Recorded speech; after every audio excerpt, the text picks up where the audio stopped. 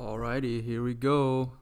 This is the Tulsi Gabbard's Senate confirmation hearing, and then they're gonna vote after this, and I believe that is the last one, and then we're good. She's confirmed.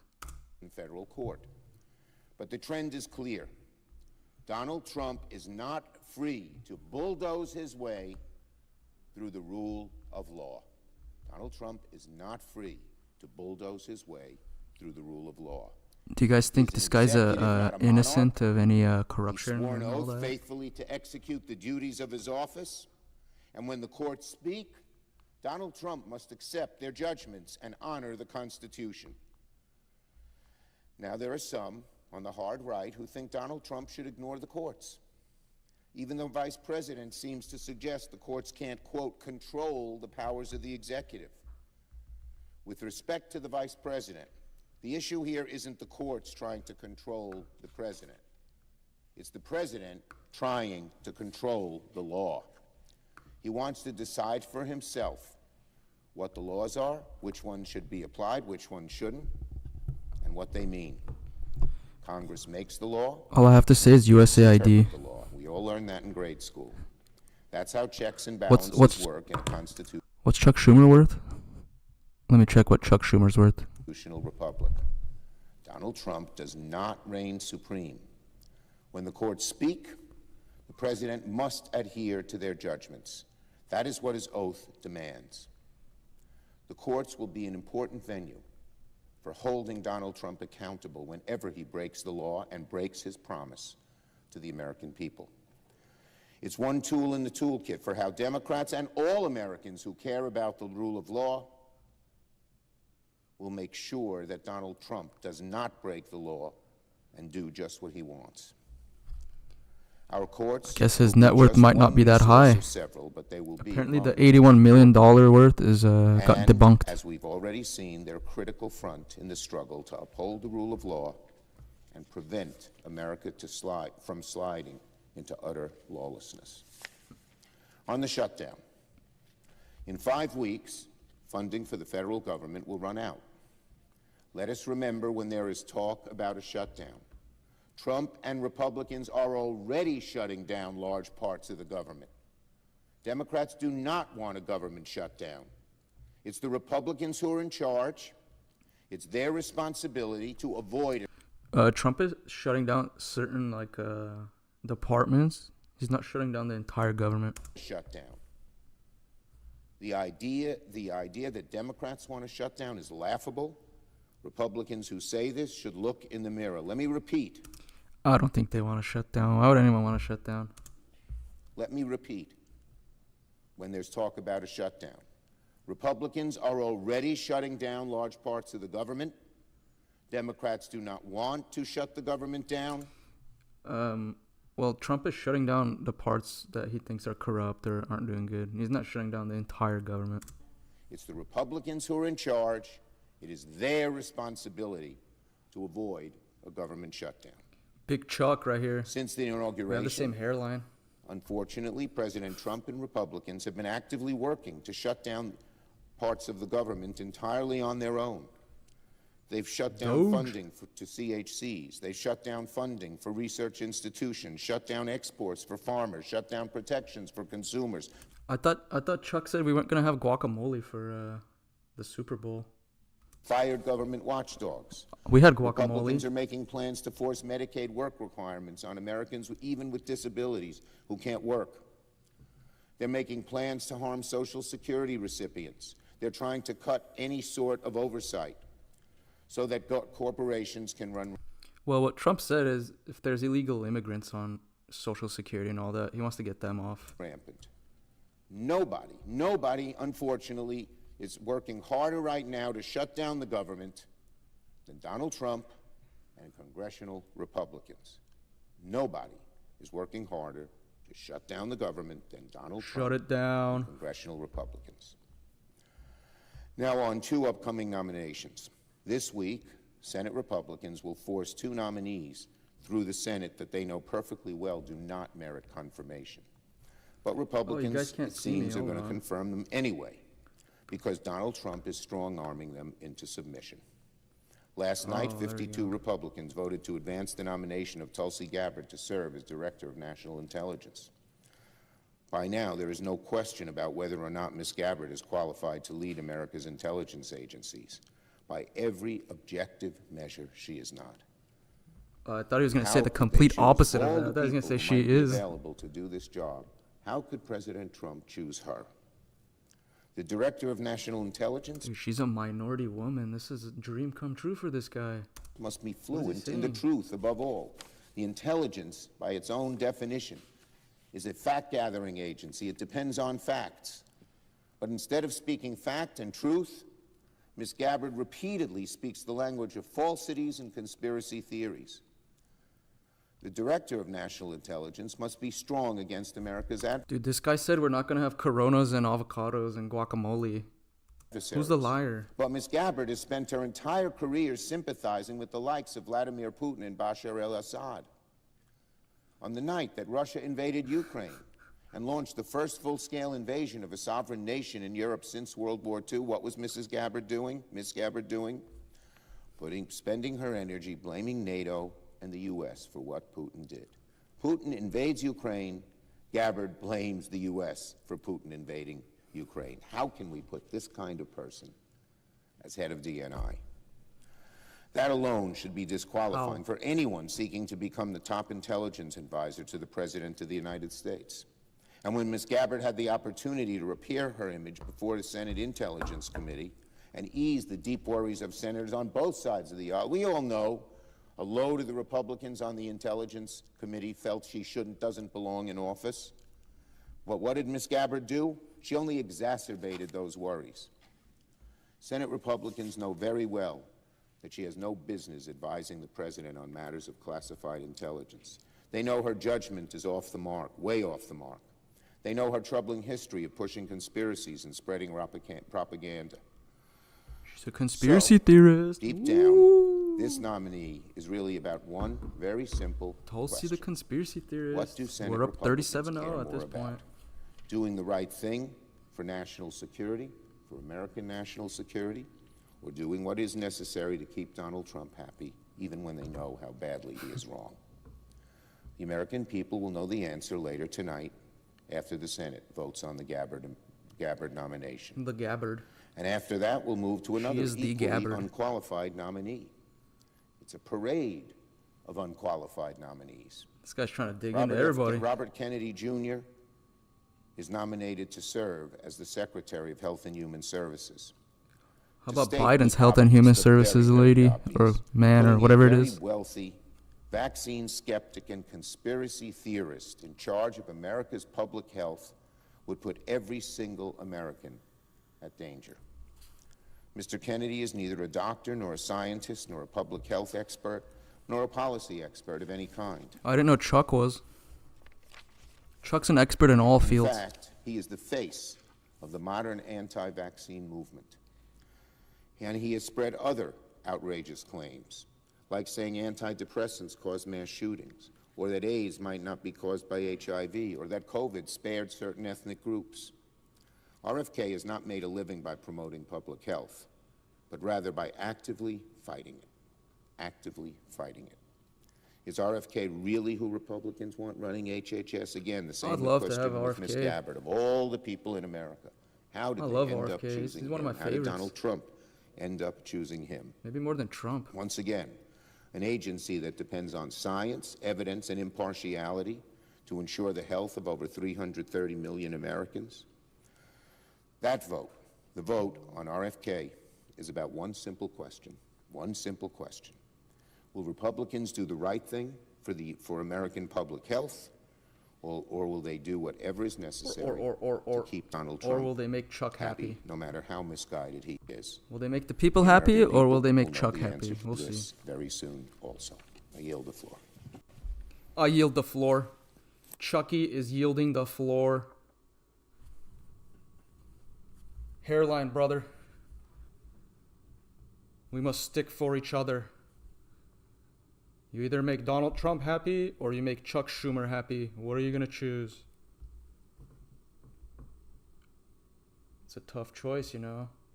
Chuck Schumer is such a, Such a likable character. Who would ever deny Chuck Schumer, huh?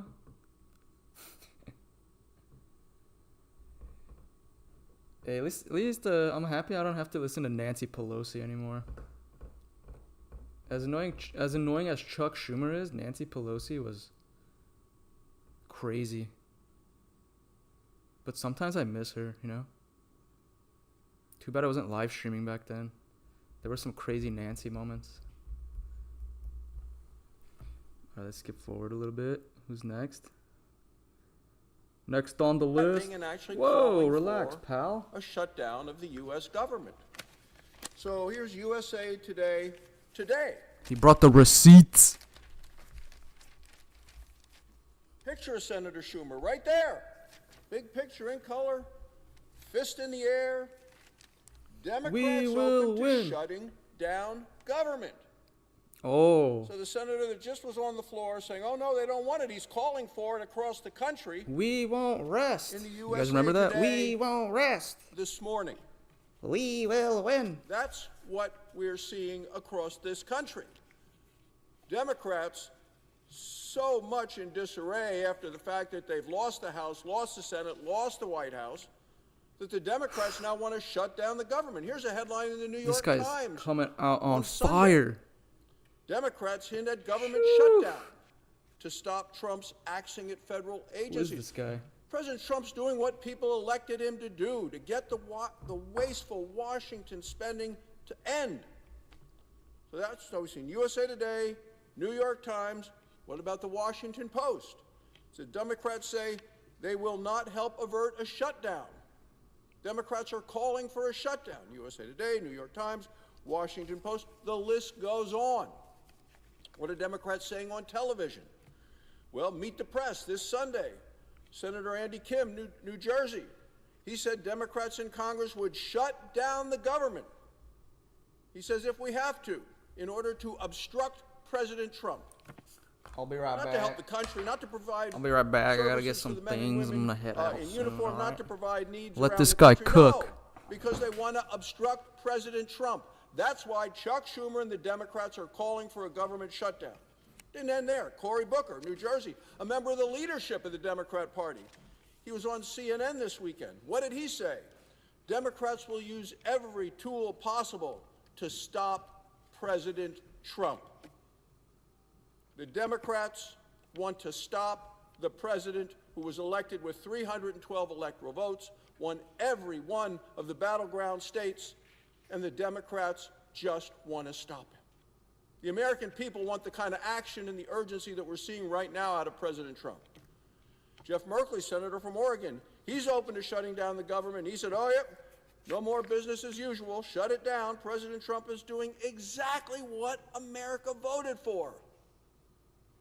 But here are the headlines, there are the pictures, and those are the Democrats in the United States Senate saying, we don't care what the American people say, we're going to shut down the government. President Trump is shrinking the size of government. We know the government is too big. We know it spends too much. President Trump is accounting for every single penny. And we're not going to make pennies anymore as a result of the fact that it costs 3 cents to make a penny. That's why Democrats want to shut down the government. They don't like the success that America is having today. They don't like the optimism that is pervasive throughout our country. So once again, if there's going to be a shutdown, we're talking about a Schumer shutdown of our country because they lost the election. Additionally, Mr. President, here we are on the floor of the Senate, and the Senate will vote soon on the nomination of Tulsi Gabbard to be the Director of National Intelligence. But she has the right background. She has the right experience, and she has the right perspective to keep our nation safe and to keep it secure. Congresswoman Gabbard has served in uniform for more than 20 years. She deployed to the Middle East several times.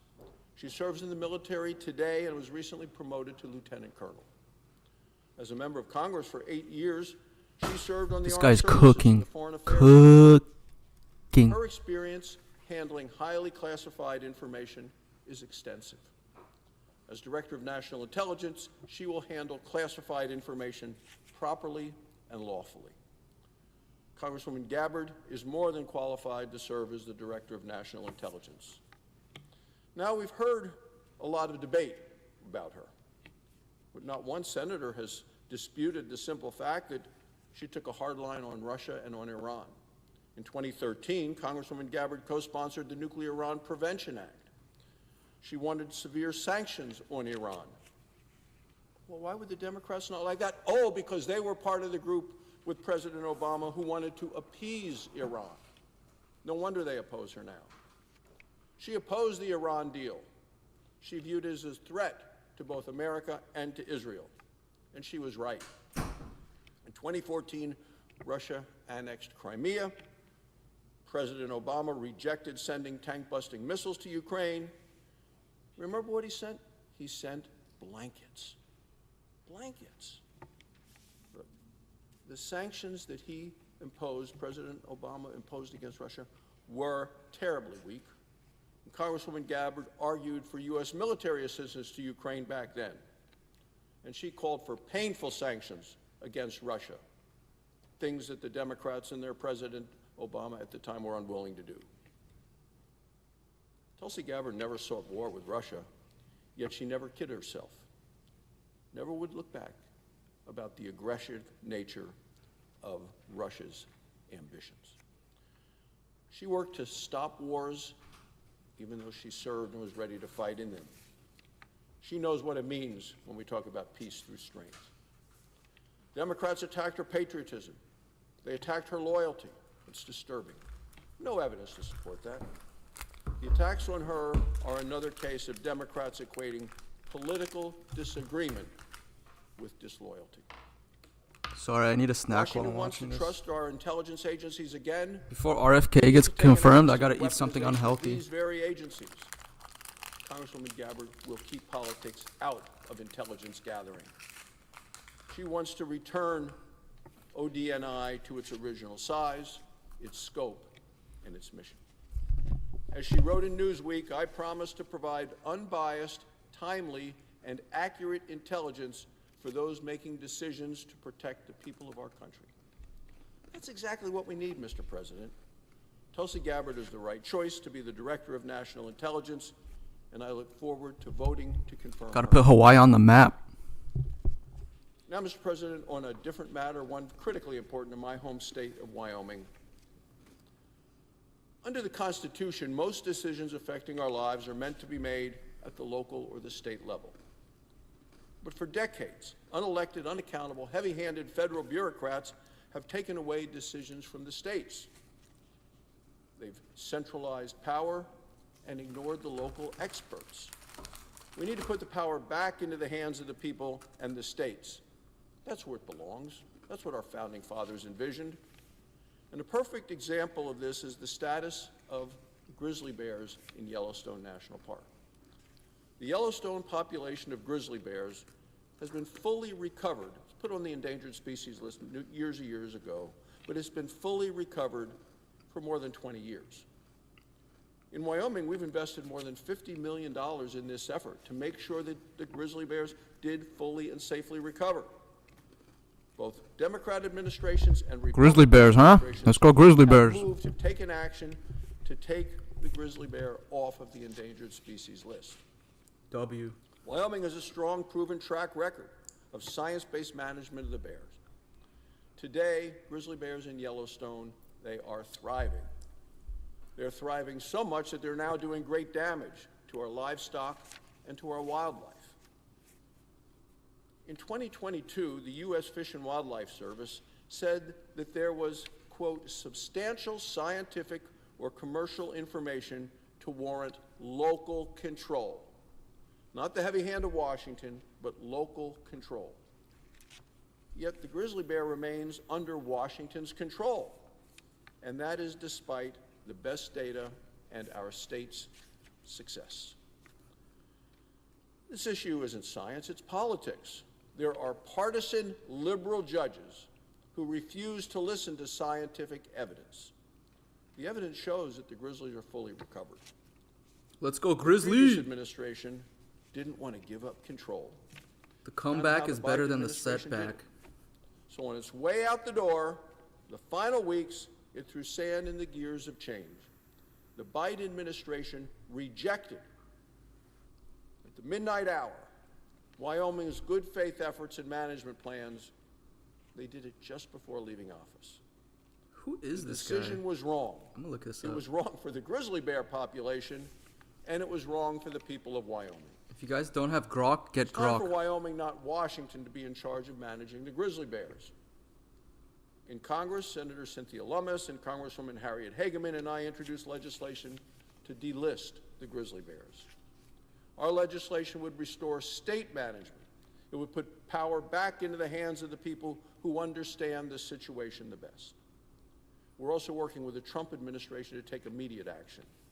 Interior Secretary Doug Burgum is a supporter of delisting the grizzly bears. He agrees that local communities and states should be in control of these decisions. As he said in his confirmation hearing, there's a belief that when they come off of federal protection, that they're unprotected. No, he said, they're managed as they are all of the other species in the state by the locals who've I have got no idea. the closest Won't tell me who it is. data. Secretary Burgum is right, and I'm glad that we finally have an administration that is ready to work with the people of Wyoming. So I'm going to continue to work closely with the Secretary of Interior on a path forward. Does that anybody allows watching the this people know of who this Wyoming guy is? to make Trying to figure it decisions out. for Wyoming. Thank you, Mr. President. I yield the floor.